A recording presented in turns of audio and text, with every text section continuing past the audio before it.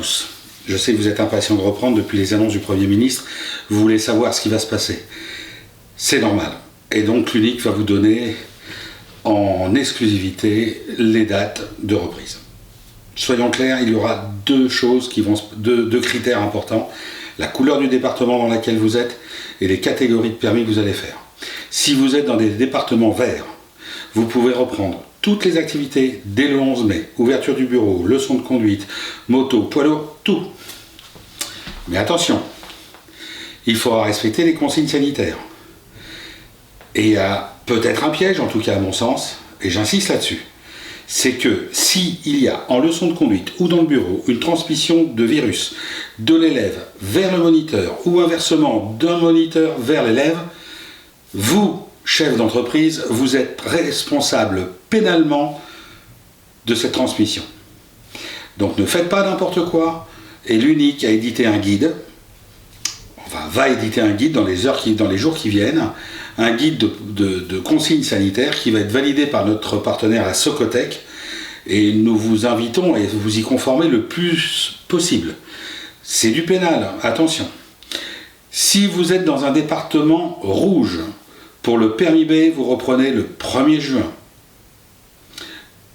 Mais pour la moto et le poids lourd, si vous êtes dans un département rouge, on peut reprendre la moto et le poids lourd selon l'avis du préfet s'il est d'accord. Donc là, nous verrons, l'UNIC fera ce qu'il faudra pour convaincre les préfets. Voilà. Pour les examens moto et poids lourd des départements verts, la reprise se fera pour les examens le 18 mai. Et pour le B, dans tous les départements, reprise le 1er juin. De toute façon, on édite une communication écrite qui va reprendre tous ces éléments. Voilà ce que je voulais vous dire. Je sais que vous étiez impatient, maintenant vous savez, mais j'insiste bien, attention, c'est du pénal, faites très attention à ce que vous allez faire.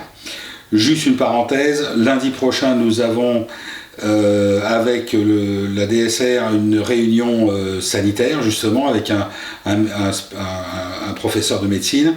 Il semblerait, j'insiste bien, c'est pas sûr, qu'en examen, la séparation avec le plexi risque fort d'être obligatoire entre le candidat et l'inspecteur du permis de conduire. Donc il faudra au moins équiper une voiture, au minimum.